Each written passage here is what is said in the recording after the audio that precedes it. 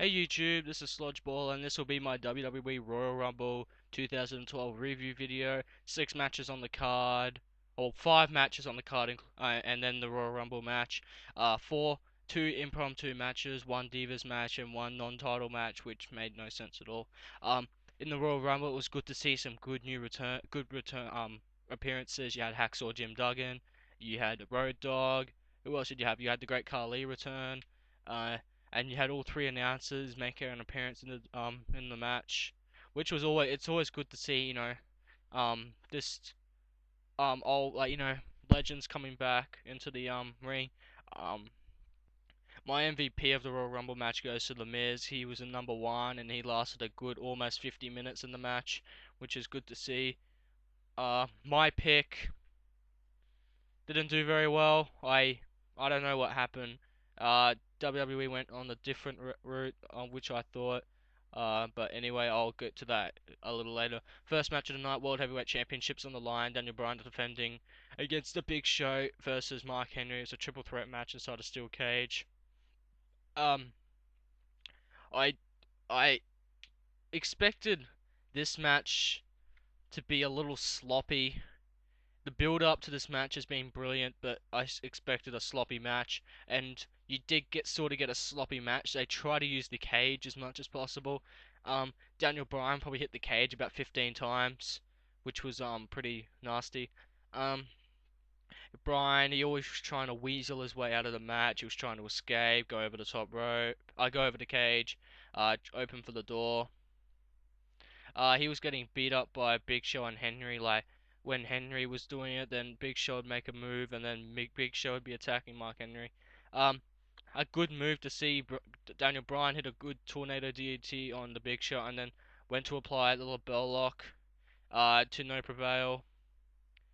Um, and then towards the end of the match, you had Daniel Bryan. He climbed up to the very top, and the Big Show followed him. The Big Show was up on the top, and he had Daniel Bryan by his arm, and he was trying to lift him up. He eventually was came too hard for him, dropped Daniel Bryan, and Daniel Bryan fell to the floor, making him the winner, and he retains his World Heavyweight Championship. I think that was a pretty good way to end the match. I was thinking more of a weasel way to end the match. I didn't expect what to happen from this match, and I was quite pleased with how it finished. I gave it a 3-star finish, and I'm quite pleased with it. Anyway, second match of the tonight, it was an impromptu Divas match, 8 Diva tag match. Beth, Pheonix, and Natayla and the Bella Twins versus Kelly, Eve, Alicia Fox, and Tamina. Uh, this match went for a good 5 to 7 minutes. It was a typical Divas pay-per-view match. Some good moments, but you don't really care because what sort of build-up did they have to it? They just decided, oh, we need a Divas match. Yeah. Oh, you wait. Okay, we'll throw you on. Beth hit the Glam Slam on Kelly. Uh, I gave it 1.5 stars. Third Nothing match of the special. night was John Cena versus Kane. This was I didn't expect much from the match. Uh, exceeded some expectations, I guess. Yeah, I just I'll get Cena early on went for the attitude adjustment. It didn't work. Kane was too heavy, and he gave out. Cena was trying to get back in the match at multiple points. He eventually did, but then Kane reversed and went for his suffocation submission. This was later reversed into the crossface, and then it was counted into it, try to go for a choke slam, but Cena countered that. A number of counters followed through this match. Cena was going for the 5 knuckle shuffle. This was countered into an attempt for it to choke slam. That later countered. Another counter in the match. You had John Cena and Kane up on the top rope. Kane going for a superplex, but John Cena knocking him down and then eventually hitting the 5 knuckle shuffle off the top rope. Uh, Eventually this led to a double countout as both superstars did not reach the count of 10. And then this eventually went backstage and then eventually finished at Zack Ryder's personal dressing room. Uh, Kane gets Zack Ryder, suffocates him, knocks him out, and then pushes him out back towards the ring, delivers a choke slam to him, I mean, Tombstone Piledriver, sorry. John Cena tries to fight back to no prevail. He gets choke slammed, and then you just leave with one bloody mess. I'd give it a 2.5. I think that's a generous score. 2.5. Next match, another impromptu match: Drew McIntyre versus Brodus Clay. Uh, Drew McIntyre got further buried. If that makes any sense. If he wasn't buried enough, they buried him more. He lasted 1 minute in a match against Brodus Clay. Uh, I just I don't like how Brodus Clay is burying all these young talents. Like, these young talents have got potential. He's just a fat shit. Like, he's not gonna go far in WWE, especially with this character. I don't know why they're doing so much with Brodus Clay. But I don't know what this is gonna lead to as well. Like, he is just fighting different superstars each show. Yeah, whatever. I didn't really care for the match. I gave it a point 0.5 of a star.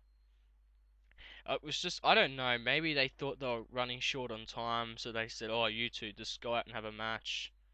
I don't know. Fifth match of the night, WWE Championships on the line. CM Punk defending against Dolph Ziggler with John Laurinaitis as a special guest referee. He cuts a promo saying that he is not going to be the referee in the match. He is going to be the referee at ringside. He's just going to watch on through the match. He doesn't want to make a mistake, so he calls an actual WWE referee out. And Vicky Guerrero came out with Dolph Ziggler, and if you knew beforehand, Vicky Guerrero and Jack Swagger were banned from ringside. So John Laurinaitis comes in the ring and kicks Vicky Guerrero um out of the match, which was good to see. It was good amateur wrestling styles. They were going for a lot of submissions. A good point in the match, Ziggler went for, I don't know what he went for, and it got counted into a nice, like, modified power bomb. Uh, Another good point in the match, you had CM Punk got slingshot up onto the turnbuckle, catches on the turnbuckle and went for a crossbody lateral press, which was reversed into a Ziggler lateral press pin, going for the tights and no prevail. Uh, um, then you had a lot of different points in the match. The referee gets knocked out, and then you had CM Punk hit the GTS on Dolph Ziggler. He went for the cover, and no, no, oh no, sorry, he went for the Anaconda Vice first. No referee in the ring, so he was complaining, and then he went for a roll up. No referee. It was a 4 count. Then he was going for the GTS when Laurinaitis took the referee back in the ring. However, hits Laurinaitis, and the referee's too groggy to realize, and Laurinaitis was like out in the ring and goes for another pin, realizes he isn't there. And then this was a very good point in the match. He went for a second GTS CM Punk, and when he went for it, Ziggler reversed into his leg drop, which was very nice to see. But this led to no success for Dolph Ziggler. He eventually got hit by the GTS from CM Punk. John Laurinaitis comes in with the referee and pins him. I gave it a 3 star. I was hoping for a 4, maybe 4.25 match, but it was a bit sloppy. Didn't really like it. Anyway, and this is it, the big Royal Rumble match. Uh, this was a very decent Royal Rumble, I reckon. And I have all the eliminations in order, and what superstars came in what order. So number 1, you had The Miz. He came in at number 1. Number 2 was none other than Alex Riley. So there was a good rivalry between them. However, Miz eliminated Alex Riley before the number 3 entrant came in. The number 3 entrant was none other than R-Truth. And then they went on for a minute and a half until Cody Rhodes came in the ring, and then followed by Justin Gabriel, followed by Primo. So there are now 5 superstars in the ring. Primo hit an awesome Hurricanrana on Justin Gabriel. Um, However, later on in the match, The Miz eliminated R-Truth, which was a surprise to see. I thought it might have been the other way around. And then number 7 entry was none other than Mick Foley, which was good to see. He eliminates Primo straight up. Number 8 was Ricardo Rodriguez. Foley and Rodriguez eliminated Gabriel. And then number 9 was Santino Marella. This was getting towards the comedic portion of the Royal Rumble, where they have all the dumb superstars in. But Santino Marella eliminates Ricardo Rodriguez. And then number 10 was Epico. However, Epico lasts about 10 seconds. He gets eliminated by Mick Foley through the mandible claw. I'm positive. But then Cody Rhodes eliminates Santino Marella and Mick Foley. And moving on, the number 11th entrant in the Royal Rumble was Kofi Kingston. This was followed by the number 12th entrant of Jerry the King Lawler, the first of the 3 announcers. However, Jerry the King Lawler did not last very long in the Royal Rumble. He lasted less than 90 seconds, being eliminated by Cody Rhodes. Number 13, unlucky 13th was Ezekiel Jackson. This was followed by the number 14th entrant of Jinder Mahal, and there were chants of USA. There was a lot of international flair in the ring at that point. You had a South American, an Indian, and you had a what do you call him? West African, Ghana West African, Kofi Kingston. Then the number 15th entrant was none other than the Great Khali. He makes his return after being injured by Mark Henry. He eventually eliminates Jinder Mahal and Ezekiel Jackson. Number 16th entrant was Unico. This was followed by the number 17th entrant in Booker T, the second of the 3 announcers. And a great sight to see in the Royal Rumble. It looked like Kofi Kingston was eliminated by the Miz. However, he had his hands on the mat, but his feet on the apron, and then the Miz pushes his legs up, and then he eventually does a handstand. He's doing a walking handstand. Eventually gets his feet on the steel steps and walks back, and he's in the match. It was a great sight to see. It was like what John Morrison did in last year's Royal Rumble, which was awesome. Number 18th entrant was Dolph Ziggler. This was followed by the number 19th entrant, none other than Hacksaw Jim Duggan, the winner of the first ever Royal Rumble in 1988, which was always good to see. He came in, he did his thing, but eventually got eliminated by Cody Rhodes. And Cody Rhodes eventually went on to eliminate the Great Khali and then Booker T. The number 20 entrant in the Royal Rumble, Michael Cole. He was, oh, yeah, he was just chanting around, and then eventually the number 21st entrant, the third diva ever to be in a Royal Rumble, Karma. And Michael Cole was shit scared of Karma. He went to go over the top rope, and then King and Booker eliminate Cole, and then Cole was whinging how he didn't want to hit a girl. However, and then Karma eliminates Unico after Unico went to charge at Karma. But then Dolph Ziggler from behind got a sneak elimination on Karma. Then number 22 was Sheamus. He eliminated Kofi Kingston very early on in this thing. And then number 23, you know it was Road Dogg. Road Dogg, he made a huge impact. He was on fire. He was doing everything. He did a little shimmy, as Booker T likes to call it. And then this was followed by the number 24th entrant, Jey Uso, then followed by the number 25th entrant, Jack Swagger, and then number 26. My pick to win the Royal Rumble, Wade Barrett. He eliminated the Road Dogg straight away. The number 27th entrant, known as to be the lucky entrant, was David Otunga, which was a bit of a surprise. I thought it might have been someone a bit different. This was followed by the number 28th entrant and Randy Orton. He was on fire, the St. Louis, Missouri in his hometown. He was doing everything, RKO's out of fucking nowhere, double DDT through the ropes on Cody Rhodes and Dolph Ziggler, I believe. No, yeah, I think so. I think it was that. And he eventually eliminates Jey Uso and then Wade Barrett. My pick to win the Royal Rumble got eliminated that early in the matchup, and I was shocked. I thought they would have made him win, but oh well. Everyone makes mistakes, I guess. Number 29th was none other than Chris Jericho. He eliminated David Otunga very early on, being entering. Then this follows the number 30th entrant, the Big Show. This was a big shock. I thought it might have been Christian. I thought maybe Christian might have returned at the Royal Rumble, but it was a bit disappointing to see him not return.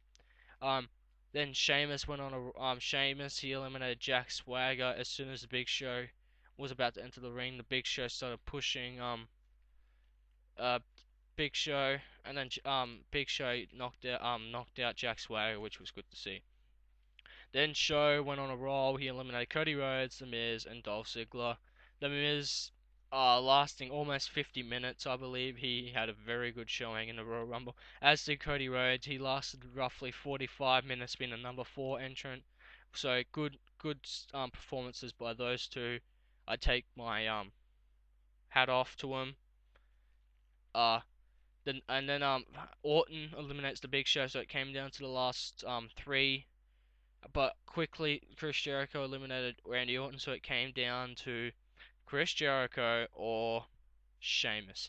There were lots of near eliminations. It looked like, oh, Sheamus is gonna win, but Chris Jericho would just hold on. Then it looked like Chris Jericho was gonna win, but Sheamus would just hold on. There was actually a botch. I don't know why, but Chris Jericho went for a cover. I don't know. I don't know why he went for a cover. However, after about 10 minutes of battling it out, Sheamus eventually eliminates Chris Jericho through the bro kick, and he is going to WrestleMania. I said he would have been a very good chance to win the Royal Rumble. He wasn't my number 1 pick, but I did have him as a good chance to win. And he did, he won, he's going to WrestleMania, and I guarantee the person who won the Royal Rumble this year would win the World Championship at WrestleMania, and his chances look very, very good. I'm very excited to see someone like Sheamus winning the Royal Rumble. I was sort of picky. I don't want Chris Jericho to win because at the same time, it doesn't feel like Chris Jericho needs to win the Royal Rumble in order to get a good storyline with his opponent, which would probably be CM Punk at WrestleMania. Um, but it was good to see him deliver some good offense. This end of the world thing. Maybe if he didn't win, it was gonna be the end of the world. You're gonna have to watch Raw to find that out. Good episode of Raw probably coming up. You'll have the celebration for Sheamus, possibly picking his challenger, whether it be CM Punk or Daniel Bryan at this stage. Anyway, this is my Royal Rumble review video. I'd give it a total of about 7 out of 10. Royal Rumble match decent as usual. However, a couple of disappointing matches really brought it down. And I didn't really like the WWE Championship match. I gave it a 3 because of the what they were able to show, but I reckon they focused way too much on Laurinaitis and not enough on Ziggler. So that's WWE's fault, not CM Punk's. Not CM Punk's fault. Um, it is CM Punk's fault. It's always CM Punk's fault. I was only joking. It's not Dolph Ziggler's fault. It is WWE has the creative writing team have a say in this, but it CM Punk, he doesn't sell his opponents, and it showed in this match. He was hitting finisher after finisher on him, signature move after signature move, and he was only worried about Laurinaitis.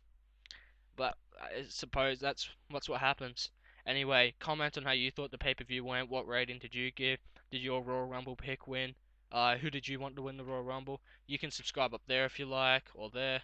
Anyway, I'm Sludgeball. See ya.